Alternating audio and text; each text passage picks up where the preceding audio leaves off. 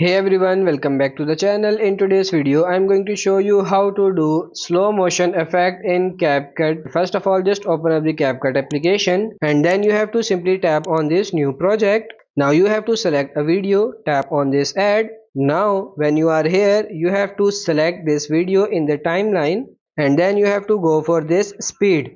Now you can go for this curve, you can go for this normal or this velocity effects. So let's say we are going to select this curve and now tap on this custom. Now click on it again to edit the slow-mo feature. So I like to have 5 dots on my screen, so I'm just gonna move this line. This is all you have to go. You have to scroll the spot with this line right here where you want the slow-mo to begin. I probably want mine there, here. I'm going to take this one and drag it down to the lower. So as you move it down to have it low right here.